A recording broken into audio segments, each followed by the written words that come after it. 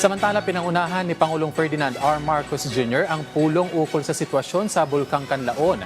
Nag-inspeksyon rin ang Pangulo sa bumagsak na tulay sa Isabela.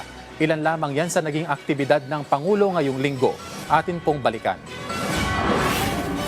Lunes, nakipagpulong si Pangulong Ferdinand R. Marcos Jr. sa mga kinaukulang ahensya ng gobyerno para tiyakin ng long-term plan ng pamahalaan para sa mga apektado ng pagputok ng Mount Kanlaon. Kabilang na riyan ang pagkakaroon ng permanenteng evacuation sites at relocation areas. Bubuuin din ang Task Force Kanlaon na pangungunahan naman ng Defense Department. Martes, pinangunahan niya ang isang sectoral meeting sa palasyo kung saan inaprubahan niya ang 700 million pesos na pondo para sa pagtatayo ng Child Development Centers o CDCs ngayong taon, partikular sa mga 4th and 5th class municipalities o mga mahihirap na bayan na walang sapat na mapagkukunan para sa basic education development hubs.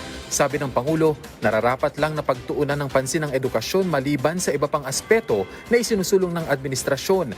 Lalo't edukasyon anya ang susi sa pag-unlad hindi lamang ng mga batang Pilipino, kundi maging ng bansa.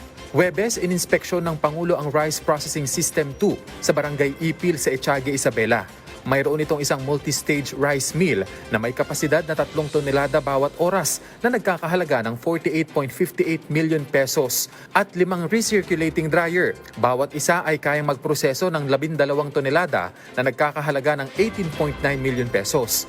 Layunin nito na mabawasan ang gastos sa produksyon at maiwasan ang pagkalugi ng mga magsasaka pagkatapos ng anihan. Sinusuportahan nito ang nasa 70,000 na magsasaka sa Isabela, Pangulo sa trabaho at serbisyong pangkalusugan sa Bagong Pilipinas sa Pili, Camarines Sur, kung saan muli niyang binigyang diin ang kahalagahan ng pagtugon sa job mismatch at pagtiyak sa long-term employment ng mga manggagawang Pilipino. Nagkaroon din dito ng medical services kung saan nakinabang ang nasa 600 individual. Tiniyak niya na patuloy ang pagsisikap ng pamahalaan na dalhin ang ganitong mga serbisyo sa iba't ibang lugar sa bansa.